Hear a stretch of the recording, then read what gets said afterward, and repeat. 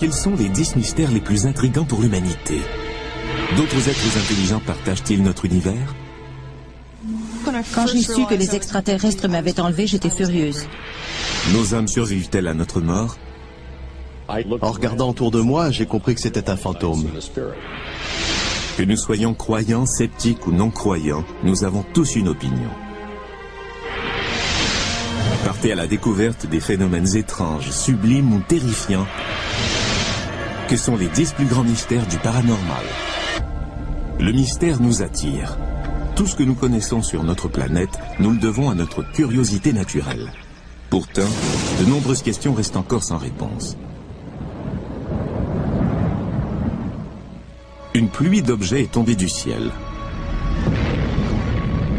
Des décennies avant la naissance de la bombe atomique, une explosion inexpliquée a ravagé la forêt sibérienne sur des kilomètres carrés. Sur des champs céréaliers du monde entier, de mystérieux dessins sont apparus d'un jour à l'autre. Voici notre mystère numéro 10.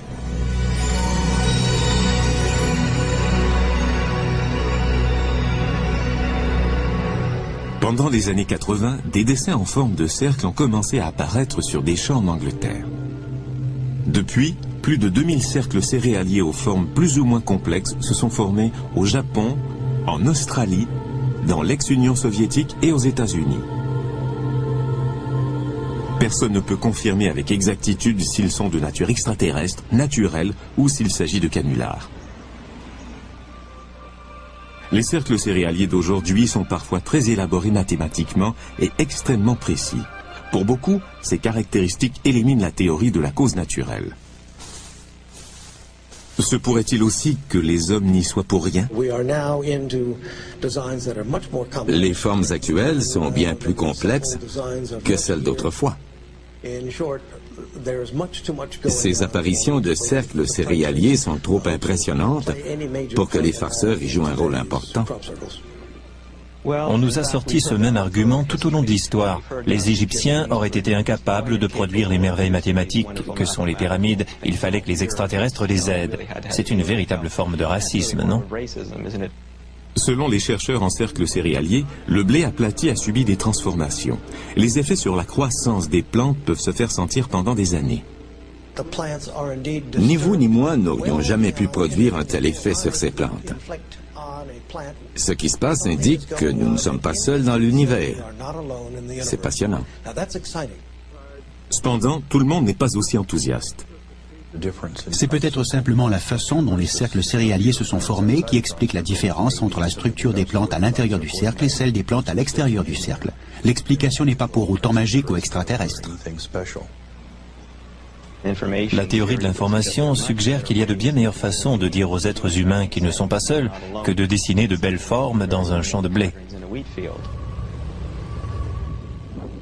Les cercles céréaliers sont-ils des blagues ou des traces d'un contact extraterrestre? Certains cercles ont été tracés avec des planches par des farceurs, mais la formation de milliers d'autres reste mystérieuse.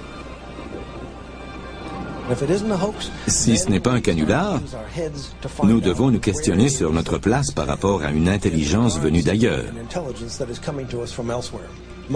Ma théorie est que des visiteurs viennent sur cette planète. La science n'a pas encore pris les cercles céréaliers au sérieux. Pourtant, tout le monde peut voir ces messages écrits dans nos champs de blé.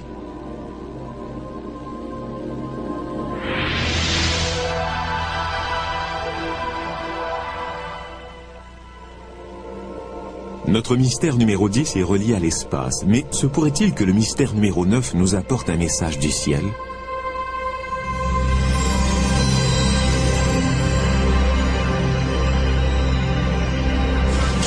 Le 21 septembre 1995, des rapports du monde entier ont fait état de statues hindoues qui buvaient du lait présenté en offrande. Des milliers de gens ont été témoins de ce phénomène. À New Delhi, des millions d'individus ont offert du lait à leur propre statue. Doit-on parler de miracle ou d'hystérie collective? Contre toute attente, l'Église catholique voit également d'un mauvais œil la plupart des phénomènes prétendument miraculeux.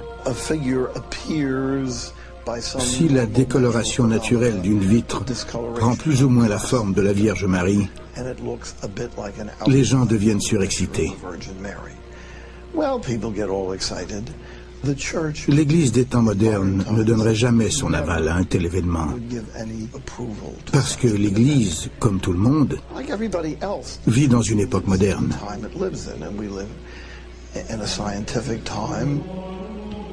Dans un monde où règne la science, où peut-on chercher une preuve de l'existence de Dieu? L'objet le plus étudié de l'histoire de l'humanité est le suaire de Turin. Beaucoup de gens pensent qu'il s'agit du linceul du Christ mentionné dans la Bible.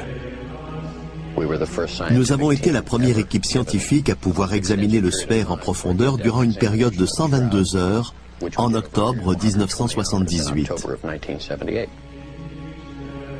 L'une des premières choses que nous avons découvertes, c'est que contrairement à toutes les autres représentations du Christ à travers l'histoire, celle-ci présentait des taches de sang au niveau des poignets, pas au niveau des paumes.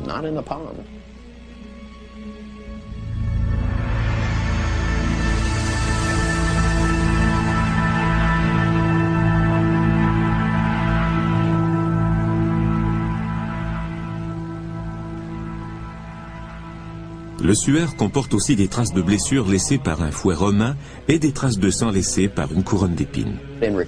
Dans les écrits historiques, une seule personne a été victime de telles tortures et il s'agit de Jésus. Les résultats de cette première recherche étaient tellement prometteurs qu'en 1988, l'Église catholique a donné son accord pour qu'on évalue l'âge du suaire. S'il datait du 1er siècle de notre ère, cela constituerait une preuve physique de l'existence de Jésus-Christ. La datation au carbone 14 a révélé que le suaire ne datait pas d'une époque antérieure au XIIIe siècle. Cela a suffi à certains pour qu'ils considèrent le suaire comme un canular, mais certains facteurs ont remis en question la précision du test scientifique. Le protocole a été modifié à la dernière minute. Plutôt que de tester différentes parties du suaire, un seul test a été effectué.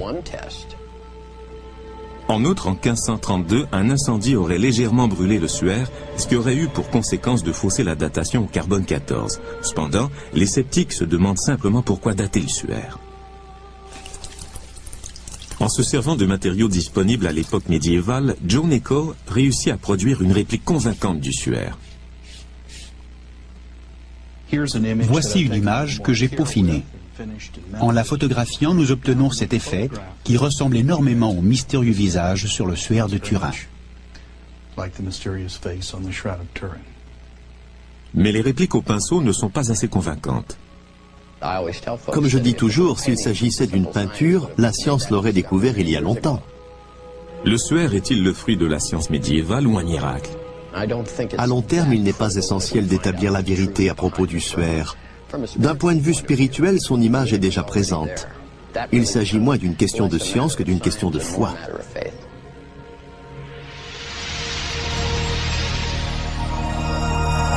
Nager dans ses eaux.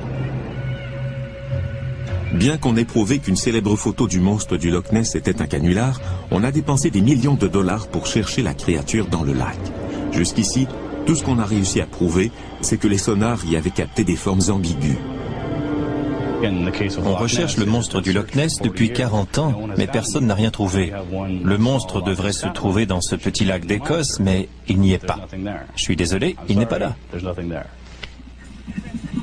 On est arrivé aux mêmes conclusions pour le plus célèbre monstre terrestre.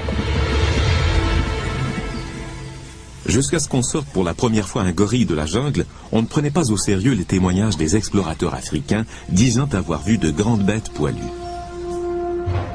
Dans ce cas, est-il possible qu'il existe un autre singe mystérieux qui court le monde? Certains disent qu'il pourrait mesurer jusqu'à 3,50 m. Les Indiens d'Amérique parlent de cette créature depuis longtemps dans leur tradition. Ce phénomène ne date pas des années 50 ou 60 quand le mot Bigfoot a commencé à circuler. On parle de singes qui marchent à la verticale non seulement aux États-Unis mais aussi en Chine, en Russie et en Amérique du Sud. Les gens font toujours le même témoignage, quelle que soit leur culture, le contexte socio-économique ou même l'époque à laquelle ils vivent. C'est le genre de preuve anecdotique qui est significative.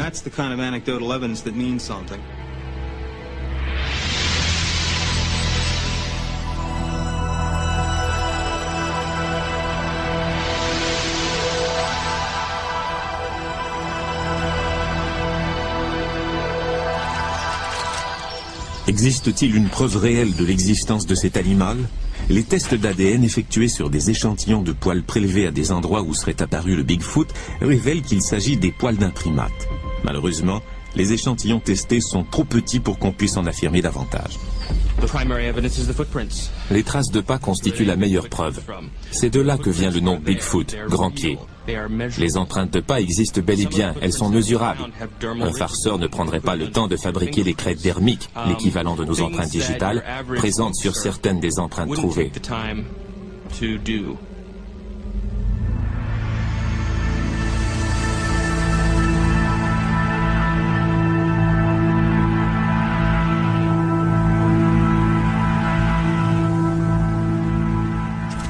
Les canulars isolés expliquent-ils le nombre d'empreintes de pas trouvées dans le monde entier? Il est hautement improbable que des farceurs se soient concertés pour fabriquer des empreintes pendant des décennies et partout à travers les États-Unis. Il est plus facile de concevoir qu'un Bigfoot existe réellement. Seule une population importante de Bigfoot expliquerait qu'il existe encore. Étant donné qu'on en a repéré dans le monde entier, il devrait être innombrable. Statistiquement, nous aurions déjà trouvé des corps, mais ce n'est pas le cas. Donc, à mon avis, il n'existe pas. Les carcasses d'ours sont rares à trouver, et pourtant, personne ne doute de leur existence.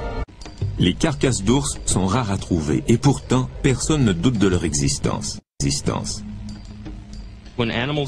Quand des animaux meurent, d'autres éparpillent leurs carcasses qui disparaissent donc très rapidement.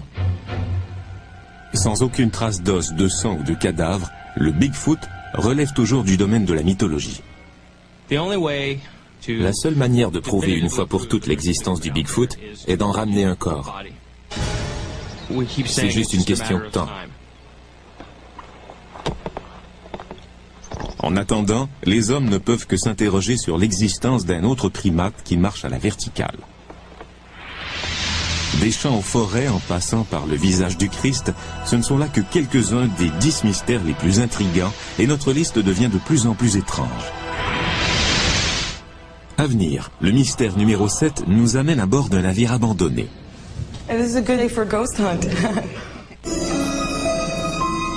Jusqu'à maintenant, notre liste des mystères les plus intrigants inclut les cercles céréaliers, les miracles et les monstres. Le mystère numéro 7 a un rapport avec le monde des morts. À Alameda Bay repose le dernier d'une grande série de navires de guerre. Les seules personnes qui habitent ce bateau abandonné, le USS Hornet, sont les morts qui y retournent pour y passer l'éternité.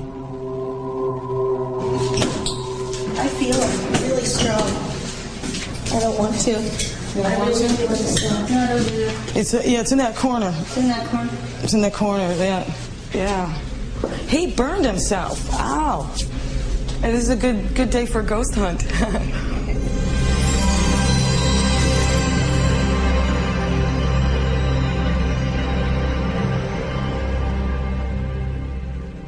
De tout temps, les gens ont vu apparaître les fantômes.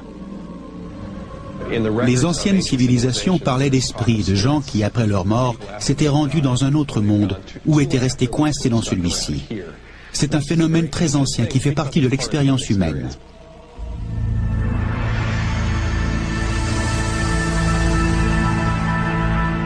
Quoi de mieux que des photos pour prouver l'existence des fantômes? Les photos de fantômes depuis le milieu du 19e siècle sont presque toujours des faux, créés intentionnellement. Aujourd'hui, ces photos sont prises accidentellement. Le flash peut se déclencher en plein air et éclairer des gouttelettes d'eau ou la sangle de l'appareil photo. En photographiant notre modèle, je vais faire balancer la sangle de l'appareil devant la lentille et nous verrons comment sort la photo. Étant donné que celui qui prend la photo sait qu'il n'a rien vu qui ressemble à ça, il imagine un événement paranormal.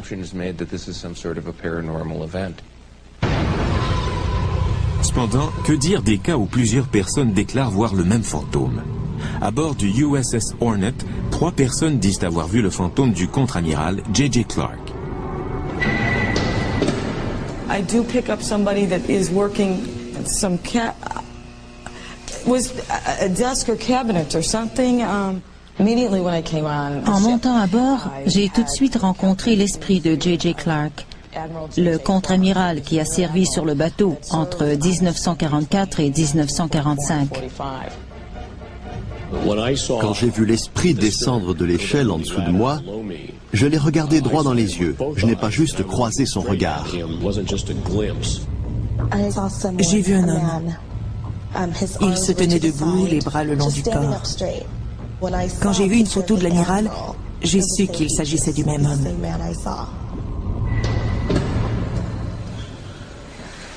Bingo! Bingo! Mais pourquoi les morts reviendraient-ils de l'au-delà? Il est tout à fait logique que des fantômes apparaissent là où se trouvent des gens, qu'ils retournent à un endroit qu'ils connaissent. Ça revient à dire que les fantômes sont eux aussi des gens morts, mais des gens quand même. Certains croient qu'ils peuvent nous en apprendre.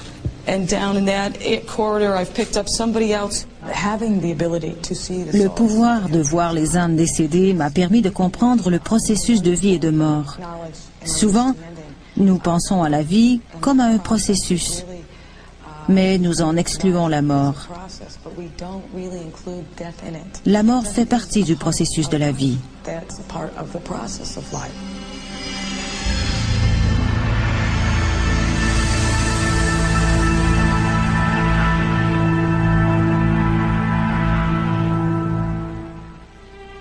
Il est peut-être rassurant de croire que nous ne disparaissons pas après notre mort, mais pour ceux qui sont bel et bien vivants, le mystère numéro 6 pourrait les aider à rester en bonne santé.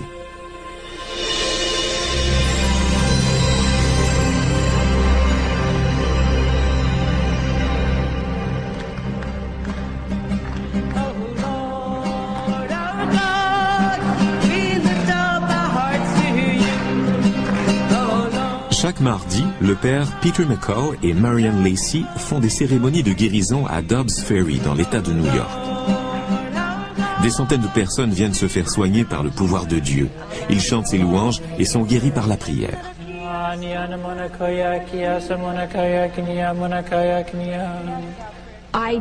Je sais que ce sont les mains de Dieu qui m'ont guéri. Je ne peux pas l'expliquer autrement. Je sais simplement que c'est vrai.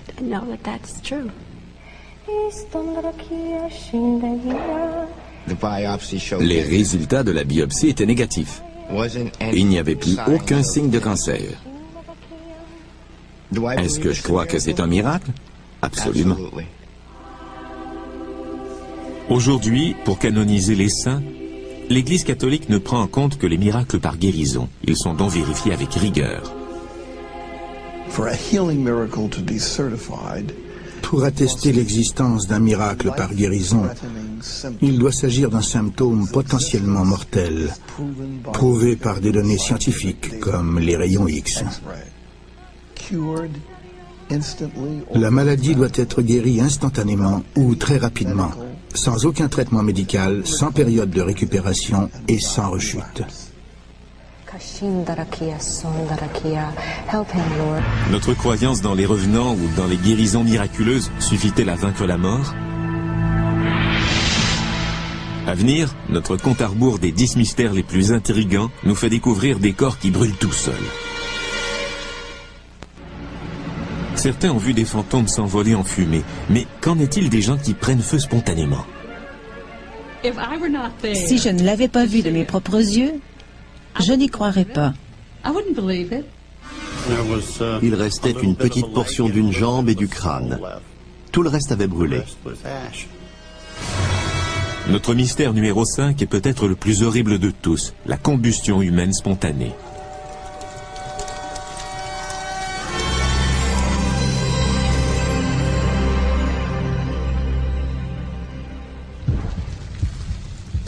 La combustion humaine spontanée est la capacité qu'a le corps à se consumer, à se couvrir d'ampoules ou à se brûler de toute autre manière sans entrer en contact avec du feu. La combustion humaine spontanée est horrible et macabre et, selon la science, impossible. Depuis les premiers cas de combustion humaine spontanée au XVe siècle, on a parfois interprété ce phénomène comme une punition divine. Il y a un siècle, on prétendait que toutes les victimes de combustion humaine spontanée étaient des alcooliques, que Dieu, dans sa colère, châtiait le comportement immoral des gros buveurs.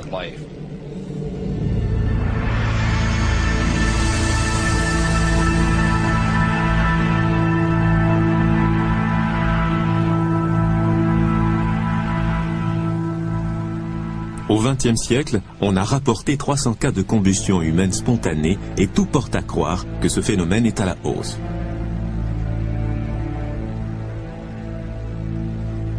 En 1974, le défunt Jack Angel a survécu à un incendie qui, selon les médecins, émanait de son propre corps.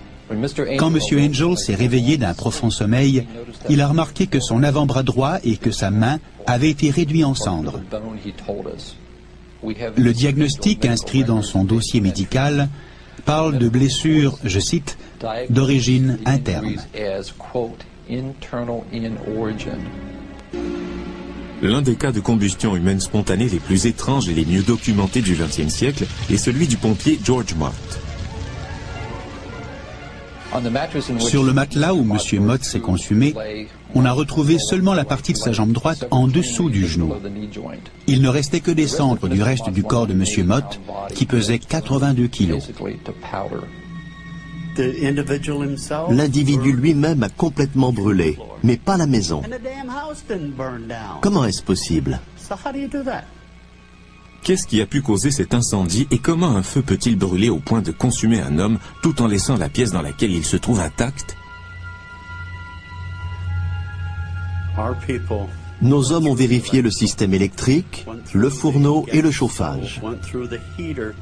Nous avons déterminé qu'il ne s'agissait pas d'un suicide, ni d'un homicide. Ça ne peut être qu'une combustion humaine spontanée. Cela fait 25 ans que nous faisons des recherches sur ce phénomène et nous n'avons encore trouvé personne qui aurait vu toutes les preuves et qui pourrait nous expliquer comment ça se produit. La combustion humaine spontanée est l'un des grands mystères auxquels sont confrontés la médecine et l'humanité. S'il est impossible d'expliquer comment un corps peut prendre feu, comment élucider le mystère numéro 4?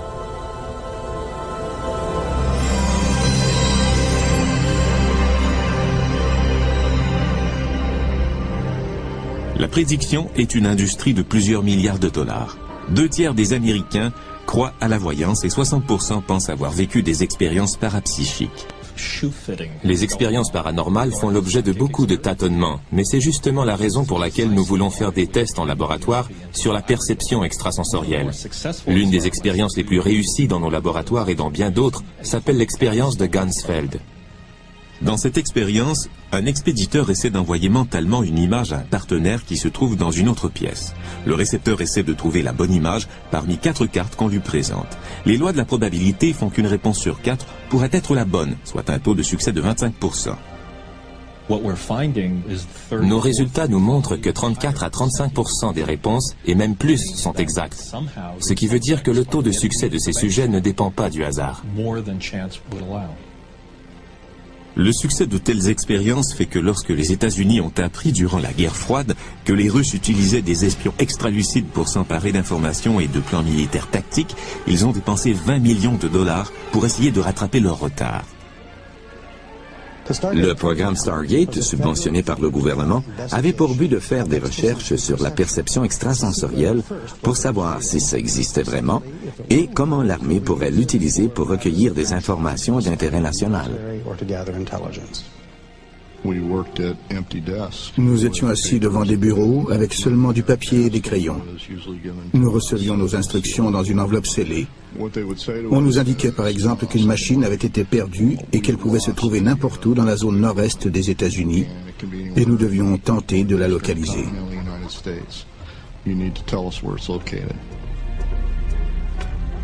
Pendant plus de 17 ans, Joe McMoneagle a servi son pays en faisant de la voyance à distance, un terme militaire pour clairvoyance.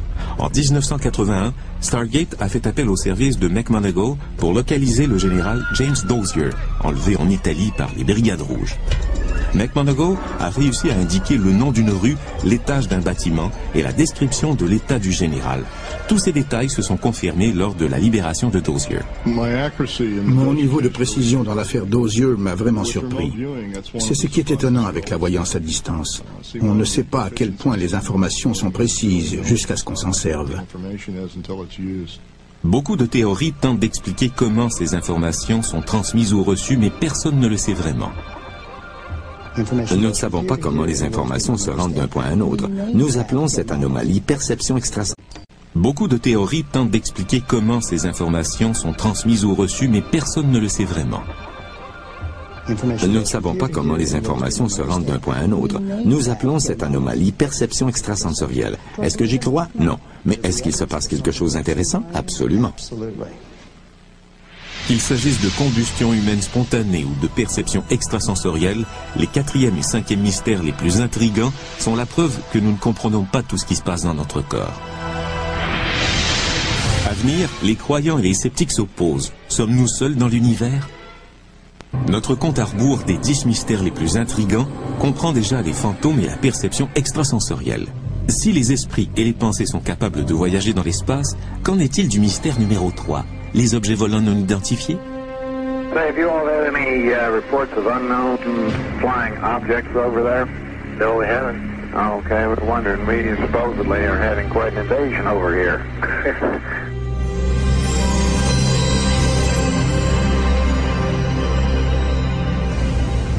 En faisant des recherches aux archives nationales, Sam Sherman a découvert une cassette rayée de la liste de sécurité, un document gouvernemental d'une grande rareté qui fait état de l'apparition d'un ovni. Le 7 octobre 65, à la base aérienne d'Edwards, en Californie, le contrôleur aérien a remarqué que d'étranges objets lumineux survolaient le terrain d'aviation.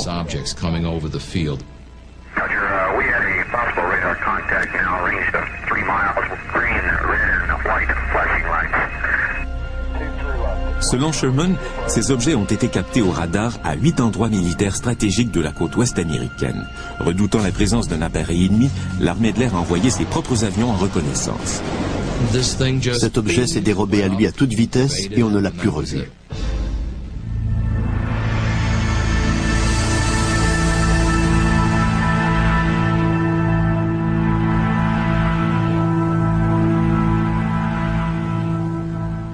Les apparitions d'objets non identifiés dans le ciel remontent au moins au Moyen Âge. On ne les appelait pas des ovnis ni des soucoupes volantes, mais il s'agissait certainement du même type de phénomène. Si on sait comment et où regarder, on retrouve leur présence à travers l'histoire. Les interprétations humaines du phénomène ovni ont changé au cours des temps. On interprétait les apparitions médiévales comme des signes divins. Les naturalistes du XVIIIe siècle parlaient de gaz et de plasma. Durant la révolution industrielle, on voyait des machines et des avions. Avec l'ère spatiale, sont apparues les soucoupes volantes.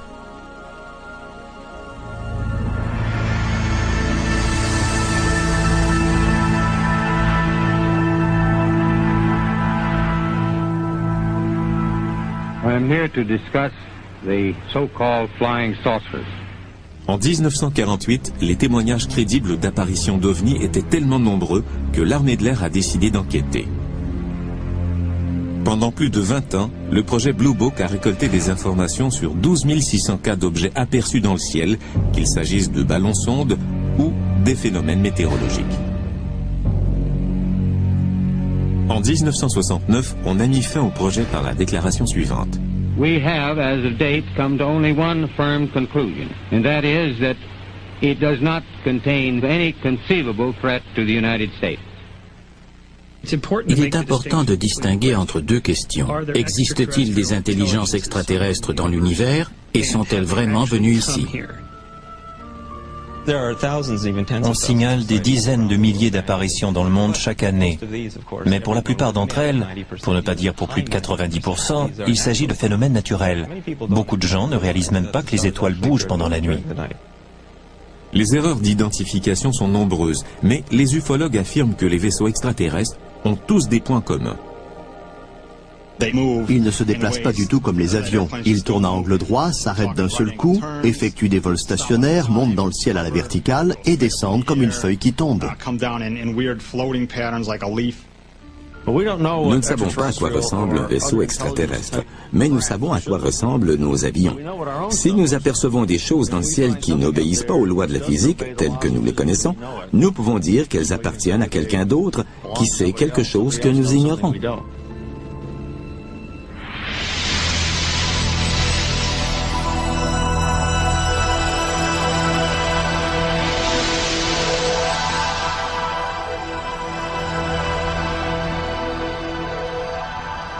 Le 19 septembre 1961, Betty et Barney Hill traversaient le New Hampshire aux environs de minuit lorsqu'ils ont dit avoir repéré une lumière en forme de crêpe avec 2 rangées de fenêtres qui semblaient les suivre.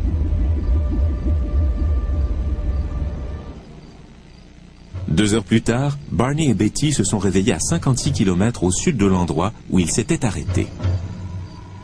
Sous hypnose, ils se sont souvenus que de petits extraterrestres gris leur avaient prélevé des échantillons de cheveux, d'ongles et de peau. Avec le récit des Hill, on entendait parler pour la première fois du mystère numéro 2.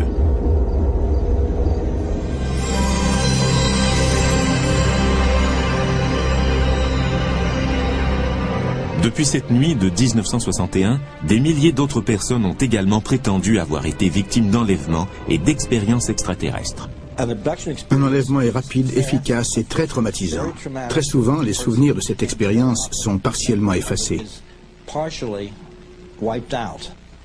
La précision des souvenirs ramenés à la conscience grâce à l'hypnose est toutefois mise en question.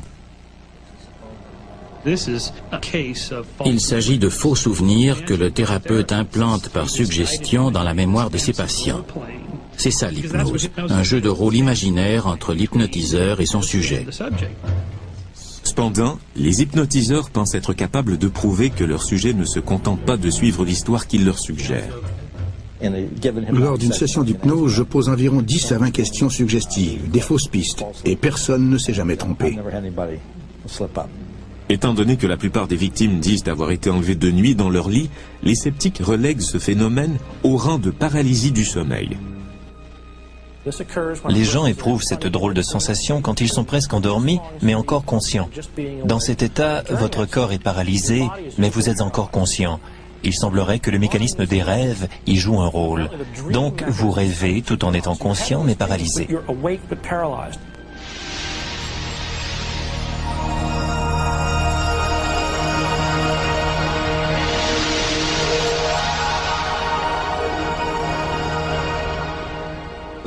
Il y a beaucoup d'autres éléments qui ne correspondent pas à la paralysie du sommeil.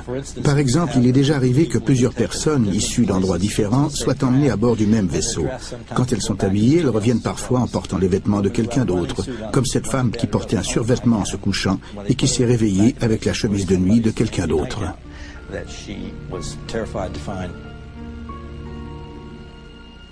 Beth Collins et Anna Jamerson considèrent que leurs preuves résident dans leurs souvenirs.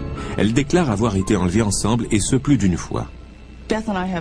Beth et moi, nous nous souvenons de plusieurs occasions où nous avons été enlevés ensemble. Un matin, nous nous sentions mal toutes les deux et je lui ai dit que quelque chose s'était passé. Elle m'a répondu que la nuit précédente, elle avait vu les extraterrestres m'injecter quelque chose au niveau de la nuque. Elle m'a demandé si elle pouvait vérifier sous mes cheveux et j'ai accepté parce que je pensais qu'elle ne trouverait rien. Mais il y avait un trou dans ma nuque, juste à l'endroit où elle les avait vus m'injecter quelque chose dans le cerveau. J'aurais préféré être folle plutôt que d'en parler à qui que ce soit, même à Anna. Je ne pouvais pas faire comme si rien ne s'était passé. Mais je ne pouvais pas oublier ce dont je me souvenais. Quand on possède des preuves comme celle-ci, il est très difficile de croire qu'on ne s'est pas vraiment fait enlever. Et je sais qu'il m'enlève régulièrement. Après avoir étudié tellement de cas et avoir vu tellement de traumatismes et de preuves physiques, j'ai répondu à quelqu'un qui me demandait si j'y croyais vraiment que je ne pouvais malheureusement plus me permettre le luxe de douter. Des étranges vaisseaux spatiaux aux enlèvements par des extraterrestres, les deuxième et troisième mystères les plus intrigants prouvent que nous sommes fascinés par les êtres venant d'un autre monde. Du tréfonds de notre esprit jusqu'à l'espace infini, le débat qui fait rage entre les croyants et les sceptiques nous mène vers le mystère ultime. Notre naissance marque le début d'un processus qui nous mènera à notre décès. Le concept d'une vie après la mort est le principe fondateur de toutes les grandes religions. Cependant, il reste à élucider le mystère le plus intrigant de tous. Existe-t-il une preuve de la vie après la mort ?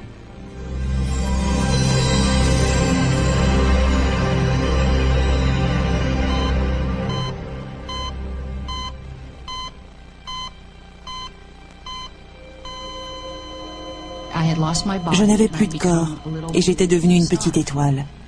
À ce moment-là, j'avais l'impression que ce qui m'arrivait était tout à fait normal. J'étais contente de voir que je n'avais plus de corps, que j'en étais libérée. C'était comme dans Star Trek, quand ils volent à une vitesse hyper exponentielle et qu'ils voient toutes les lumières défiler devant eux.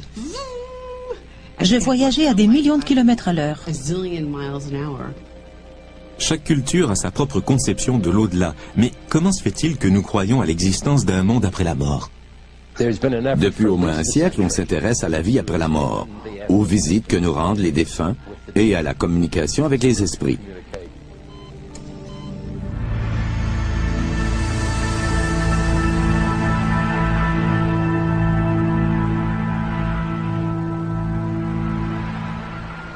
Ceux qui ont failli mourir racontent tous des histoires extrêmement similaires. Il n'est pas rare que des gens vivent ce qu'on appelle une expérience de mort imminente. En d'autres termes, leur conscience se sépare de leur corps. Très souvent, ils se voient traverser un tunnel, au bout duquel ils rencontrent généralement des êtres de lumière. Il peut s'agir de parents ou d'amis décédés ou même de figures religieuses. À ce moment, très souvent, ils voient leur vie défiler en rétrospective. Des tests en laboratoire ont montré que la perte de conscience provoquée par la gravité générait des expériences de mort imminente, la vision d'un tunnel et de lumière blanche. Cela s'apparente à certaines caractéristiques de l'expérience de mort imminente. Environ 15% des gens ont ce qu'on appelle une expérience de mort imminente effrayante. Il y avait des gens torturés, des volcans en éruption, de la boue marron, des gens qui criaient ou qui étaient décapités. Tout ça ressemblait à l'idée traditionnelle qu'on se fait de l'enfer. S'il ne s'agissait que de la réaction physiologique du corps par rapport à la mort, tout le monde vivrait la même expérience. Mais ça n'a pas été mon cas. Des rescapés ont lu des étiquettes posées au-dessus de ventilateurs de plafond. Ils ont répété des conversations tenues dans des pièces éloignées et même rapporté des informations tangibles de l'au-delà. Il arrive que des gens qui vivent une expérience de mort imminente rencontrent quelqu'un qui s'identifie comme un proche qu'ils avaient connu durant leur vie. Or, il se peut qu'ils disent ne pas avoir de frère ni de sœur, et pourtant ils finissent par découvrir qu'ils avaient un frère ou une sœur mort alors qu'ils étaient très jeunes. Ça prouve qu'il se passe vraiment quelque chose. Si des gens reviennent bel et bien de l'au-delà, quel message en ramènent-ils? J'ai vécu un énorme téléchargement d'informations. Avant de pouvoir me demander si j'étais en train de mourir, j'ai entendu cette phrase. Nous ne mourrons pas. Notre corps meurt, mais notre âme, jamais. Le plus grand mystère auquel est confrontée l'humanité est de savoir ce qui se passe après la mort. Des millions de personnes ont eu des expériences similaires. C'est très courant. Le message qu'ils ramènent est toujours le même. La vie après la mort existe et elle est merveilleuse.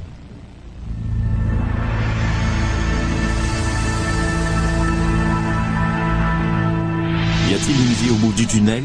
Cette question ultime met fin à notre compte à rebours des 10 mystères les plus intrigants de l'humanité. L'esprit humain a besoin de créer un monde ordonné et gouverné par des règles indiscutables. Pourtant, les réponses aux grands mystères du monde continuent à nous échapper. Nous en avons appris plus sur la Terre et le cosmos depuis 25 ans que durant toute l'histoire de l'humanité. Pourtant, plus nous avançons, plus le monde nous semble mystérieux. Plus nos connaissances scientifiques augmentent, plus nous entrons en contact avec l'inconnu. Ce sera toujours le cas, de plus en plus. Nous ne connaîtrons jamais tout.